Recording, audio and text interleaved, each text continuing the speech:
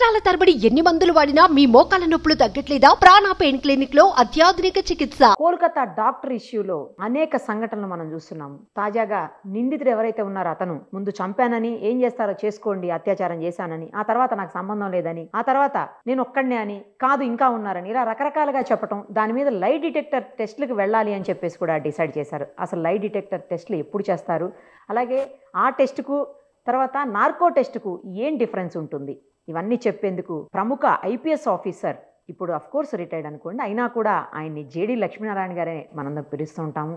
So ఆయన live కాల్లో అందుబాటులో ఉన్నారు. ఆయన చాలా ఎఫిషియెంట్ సక్సెస్ఫుల్ ఆఫీసర్గా మనందరికీ తెలుసు.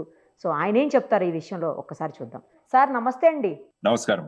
సార్ ఇప్పుడు లై డిటెక్టర్ టెస్టులు చూస్తున్నాం మనం కోల్కతా డాక్టర్ ఇష్యూలో.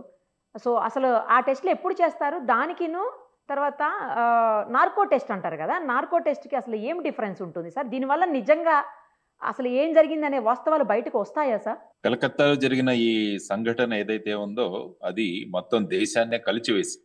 ఎందుకంటే మీరు చూసుకుంటే 2012లో జరిగిన నిర్భయ కేసు కానీ, ఆ తర్వాత హైదరాబాద్ లో జరిగిన దిశ కేసు కానీ, ఆ తర్వాత ప్రస్తుతం ఉన్న ఈ కేసు దేవి కేసు అని అంటున్నారు జనరల్ గా రకరకాల పేర్లతో. సో ఈ 3 కేసులు ఏమంటే మొత్తం దేశంలో ఉన్న ప్రజల యొక్క కాన్షియస్నెస్ ఏదైతే ఉందో, తర్వాత ఈ విధమైన సంఘటనలు ఏవైతే జరుగుతున్నాయో వాటి వల్ల చాలా సభ్య సమాజం సిగ్గుతో తల వంచుకునే పరిస్థితి ఎదురైంది. అందరికి ఏం జరుగుతుంది, ఒకవైపు ఏమో మనం దూసుకు వెడుతున్నాము, ఎకానమీలో అంటున్నాం, కానీ మరి ఒకవైపు ఇటువంటి అత్యాచారాలు జరగడం అన్నది ఒక నిందనీయం.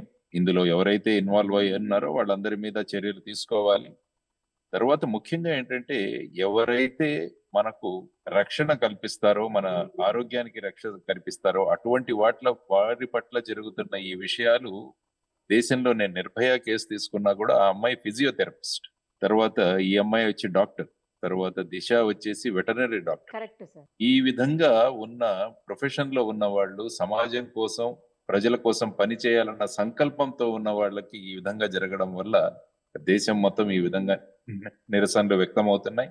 ఆ తర్వాత ఏవైతే స్థలాలు మనం సేఫ్ గా ఉన్నాయనుకుంటున్నామో అటువంటి ప్రదేశాల్లో ఇది జరగడం కూడా చాలా ఘోరం. ఎందుకంటే నిర్భయ తీసుకుంటే నడుస్తున్న బస్సులోను, ప్రస్తుతం కేసు తీసుకుంటే లక్షలాది మంది వచ్చే హాస్పిటల్లో ఇటువంటి సంఘటనలు జరగడం, ఇవన్నీ కూడా ఏమవుతోంది ఈ సొసైటీకి, సమాజానికి అన్నది మనం అందరం కూడా అడుగుతున్న అనేక ప్రశ్నలు.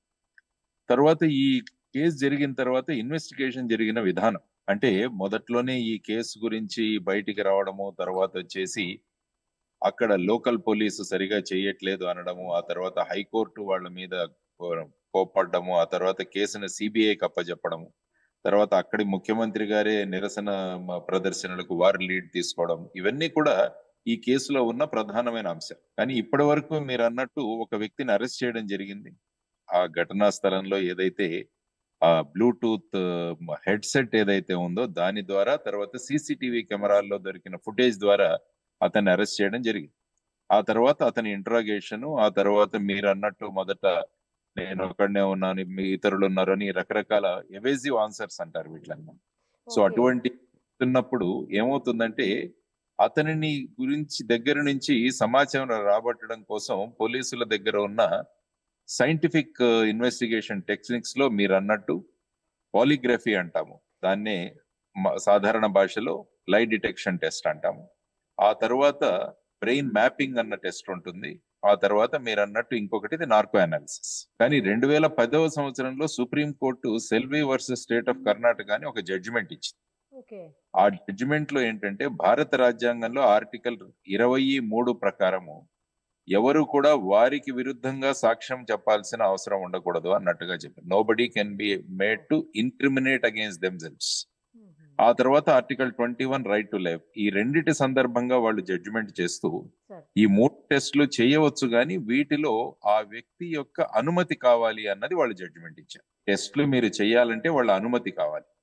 అంటే ముఖ్యంగా ఏంటంటే పాలిగ్రఫీ టెస్ట్ లో ఏంటంటే ఆ వ్యక్తి నిజం చెబుతున్నాడా, అబద్ధం చెబుతున్నాడా అన్నది మనకు తెలుస్తుంది. దాంట్లో ఒక ప్రశ్నలు వేయడం, తర్వాత దృశ్యాలు చూపించడం, ఇలా చేసి ఆ వ్యక్తి యొక్క మైండ్ రీడింగ్, ఆ పల్స్ రేటింగ్ దీన్ని బట్టి చెబుతారు.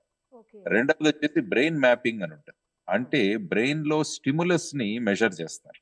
తర్వాత మూడవది వచ్చేసి నార్కో అనాలిసిస్. అంటే ఏం చేస్తారంటే ఆ వ్యక్తికి అంటే ఒక మత్తు మందులాగా అండర్ కంట్రోల్ ఇస్తూ ఆ వ్యక్తిని ట్రాన్స్ లో వెళ్ళేటట్టు చేసి ఆ సందర్భంగా అతని దగ్గర నుంచి మనం సమాచారం రాబట్టడానికి ప్రయత్నిస్తాం. ఎందుకంటే ఒక వ్యక్తి రకరకాలుగా సమాధానాలు చెబుతున్నప్పుడు ఆ వ్యక్తిని ఒక కన్క్లూజివ్ సైడ్ గా తీసుకురావచ్చే సందర్భంలో ఈ విధమైన టెస్టులు మనం ఉపయోగిస్తున్నాం. కాబట్టి అక్కడ కోర్టు పర్మిషన్ తో ఈ టెస్టులు కండక్ట్ చేస్తున్నారని చెప్పారు. ఆ తర్వాత నా దృష్టిలో ఈవెన్ నార్కో అనాలిసిస్ కూడా చేయాలి ఈ కేసులో ఖచ్చితంగా. ఎందుకంటే నిజాలు రాబట్టాలి, దీని వెనకాల ఎవరున్నారని తెలియాలి. ఆ తర్వాత త్వరగా ఒక స్పెషల్ కోర్టును ఏర్పాటు చేసి ఈ నిందితులకంతా అతి త్వరలో వాటి మీద శిక్ష ఖరారు చేసి దాన్ని ఇంప్లిమెంట్ చేయాలి. అప్పుడే అంటే ఇంపాక్ట్ అన్నది కలుగుతుంది సమాజం. రెండిట్లకి పర్మిషన్ అవసరం లేదు, ఓన్లీ నార్కోకి అయితేనే అతని పర్మిషన్ కావాలి. లేదమ్మా, మూడిటికి కావాలి ఏ టెస్టులు, ఈ అన్ని టెస్టులు చేయడానికి. ఎందుకంటే ఈ సందర్భంగా అతని విరుద్ధంగా అతను మాట్లాడడానికి, అతని విరుద్ధంగా అతను సాక్ష్యం ఇవ్వడానికి మనం ప్రేరేపిస్తాం.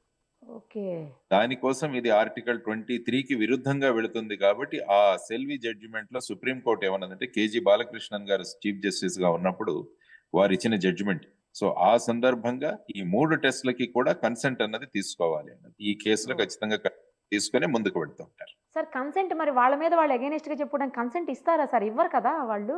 అంటే ఈ సందర్భంగా ఇచ్చినట్టు తెలుస్తుంది. సాధారణంగా మీరు అన్నట్టు లైట్ వెళతారు కాబట్టి కన్సెంట్ అన్నది జనరల్ గా ఏమవుతుందంటే లైట్ డిటెక్షన్ తర్వాత ఈ బ్రెయిన్ మ్యాపింగ్ లో ఏ విధమైన కెమికల్స్ గానీ ఏవి శరీరంలోకి ప్రయోగించారు. హీట్స్ అవన్నీ పెట్టి బ్రెయిన్ కి తర్వాత పల్స్ కి ఇవన్నీ పెట్టి అక్కడ మెజర్మెంట్స్ చేస్తారు. అదే నార్కో అయితే ఏమవుతుందంటే వారికి డ్రగ్ ఇండ్యూస్ చేస్తారు. అంటే బాడీలో డ్రగ్ ఇండ్యూస్ చేసి అతన్ని సెమీ కాన్షియస్ స్టేట్ లో తీసుకువెళ్ళి అతని చేత విషయాలు చెప్పించడానికి మనం ప్రయత్నం చేస్తాం. సార్ ఇప్పుడు మీరు చూసిన కేసెస్ ఉంటాయి కదా, ఇంతకుముందు చూసుంటారు కదా, అలాంటి వాటిల్లో నిజంగా ఇలా లైట్ డిటెక్టర్ టెస్ట్ కానీ బ్రెయిన్ మ్యాపింగ్ కానీ నార్కో టెస్ట్లు కానీ చేసినప్పుడు నిజాలు వస్తాయా సార్ బయటకు అసలు? ఒక టెర్రరిస్ట్ కేసులో మేము చేసాం. నేను బాంబేలో దీంట్లో యాంటీ టెర్రరిస్ట్ వాళ్ళలో ఉన్నప్పుడు ఎల్ఈటి లష్కర్ ఈ తైబా మాడ్యూల్ పట్టుకున్నాం. అందులో ఈయన వ్యక్తి ఎవరైతే కశ్మీర్ టెర్రరిస్ట్ తో లింక్ పెట్టుకుని అతను వచ్చి ఇక్కడి లోకల్ ఔరంగాబాద్ ఈ ప్రాంతంలో ఉన్న టెర్రరిస్ట్ ట్రైనింగ్ ఇస్తున్నాడో యంగ్స్టర్స్ కి, ఆ వ్యక్తి దొరికి అతను కూడా ఇంట్రాగేషన్ టైంలో అనేక విషయాలు చెప్పలేదు. సో సందర్భంగా అతన్ని నార్కో అనాలిసిస్ చేశాము గుజరాత్ ఫోరెన్సిక్ సైన్స్ ల్యాబ్ లో పర్మిషన్స్ అవి తీసుకొని.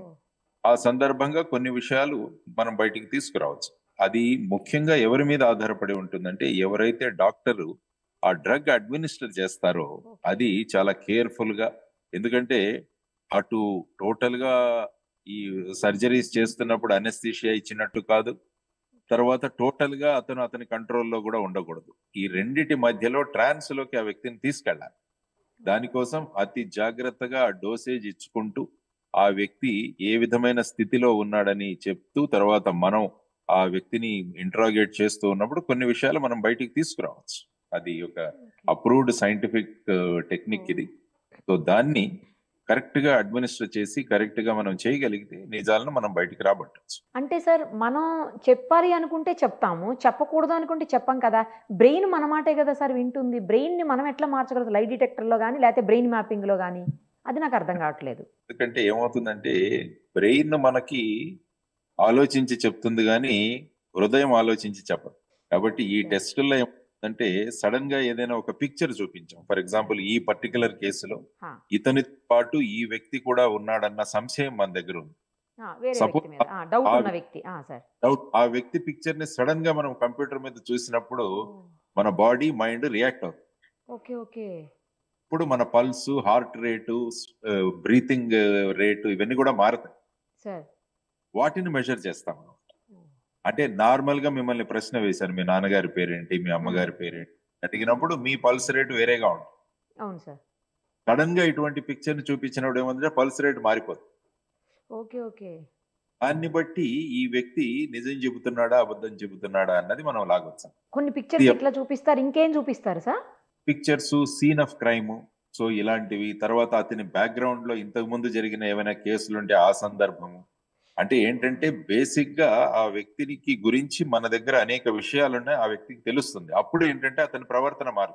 ఇవన్నిటిని పొందుపరిచి, ఎందుకంటే పాలిగ్రఫీ, బ్రెయిన్ మ్యాపింగ్, నార్కోలో ఇన్వెస్టిగేటింగ్ ఆఫీసర్ కూడా చాలా ప్రిపేర్ అవ్వాలి, యా సార్, అదే కదా. ఇన్ఫ్లుయెన్స్ చూపించాలి. దానికోసం చాలా బ్యాక్గ్రౌండ్ వర్క్ చేయాల్సి వస్తుంది.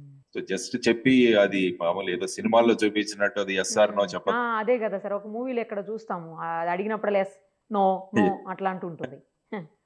రకాల చాలా హోంవర్క్ చేయాలి ఇన్వెస్టిగేటింగ్ ఆఫీసర్. అప్పుడే నిజానిజాలు, ఆ వ్యక్తి నిజం చెబుతున్నాడా లేకుంటే ఆ వ్యక్తికి తెలిసిన విషయాలు దాచుతున్నాడా అన్నది కూడా మనకు తెలుసు. అది కూడా తెలుస్తుందా సార్? ఓకే, అంతే కదా. ఎందుకంటే అది అడిగినప్పుడు మళ్ళీ నాకు తెలియదు అంటాడు, అది చూపించినప్పుడు అతని పల్స్ రేటు వీటిలో మార్పు రావచ్చు, కానీ అతను ఏంటంటే డినై చేస్తాడు, ఇతను నాకు తెలియదు అని చెప్పి. ఫర్ ఎగ్జాంపుల్ అప్పుడు ఏమవుతుందంటే ఇతనికి తెలుసు కానీ నిజం చెప్పట్లేదు అన్నది మనం కన్క్లూడ్ అవ్వచ్చు. ఈ టెస్ట్లు ముందుకు నడుస్తాయి.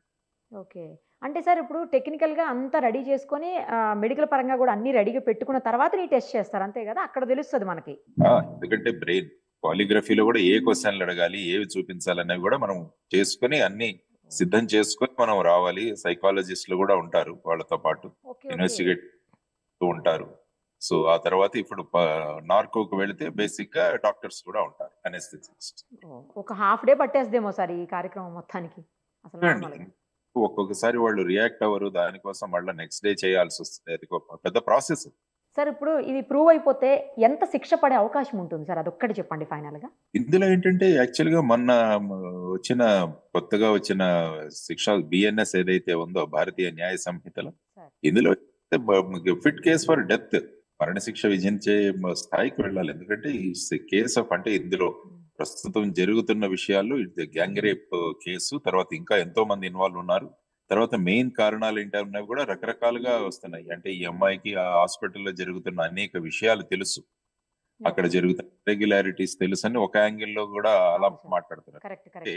మీడియాలో చాలా విషయాలు వస్తున్నాయి మీడియా, కానీ బేసిక్ గా ఫైనల్ గా ఇన్వెస్టిగేటింగ్ ఆఫీసర్స్ ఇన్వెస్టిగేట్ చేసి ఏ విషయాలు కోర్టుకు తీసుకువెళ్తారో దాని మీద శిక్ష ఆధారపడి. ఇన్వెస్టిగేటింగ్ ఆఫీసర్స్ కూడా it's challenging case. Correct sir. కొంచెం కాకపోతే సత్వరం జరిగితే బాగుంటుంది, ఫాస్ట్ గా. ఫాస్ట్ దీంట్లో మనము డీటెయిల్స్ ను మిస్ అవ్వకూడదు, అది కూడా చాలా ఇంపార్టెంట్. ఇటుగా కోర్టు ముందు అనేక సాక్ష్యాలను మనం ప్రొడ్యూస్ చేయాలి. కోర్టు ఎప్పుడు కూడా మన అభిప్రాయాల మీద కోర్టు ముందుకు వెళ్ళదు. కోర్టు ఎప్పుడు కూడా సాక్ష్యాధారాల మీదే ముందుకు వెళుతుంది శిక్ష నిర్ధారించడంలో. కాబట్టి ఇన్వెస్టిగేటింగ్ ఆఫీసర్స్ కూడా చాలా జాగ్రత్తగా ఈ విషయాలన్నింటినీ కూడా పొందుపరిచి ముందుకు తీసుకువెళ్లాల్సిన అవసరం ఉంది. Thank you sir, thank you so much. మీరు ఒక ఇంపార్టెంట్ ప్రోగ్రామ్ మీద వేరే ఊరికి వెళ్తున్నారు, అయినా నేను రిక్వెస్ట్ చేయగానే మీరు కారు మధ్యలో ఆపి మాట్లాడుతున్నారు సార్, సైడ్కి ఆపి. Thank you sir, thank you so much. ఎందుకంటే ఇది ఒక ఇంపార్టెంట్ కేసు కాబట్టి మీలాంటి వాళ్ళు చెప్తే దానికి వ్యాలిడిటీ ఎక్కువ ఉంటుంది కాబట్టి ఆ వాల్యూ యాడ్ చేయడం కోసం నేను మిమ్మల్ని అడిగాను. మీరు కాదనుకుని ఇచ్చినందుకు thank you so much sir. నమస్కారం. సుమన్ టీవీలో మీ పర్సనల్ అండ్ బిజినెస్ ప్రమోషన్స్ కోసం కింది నెంబర్కి కాంటాక్ట్ చేయండి.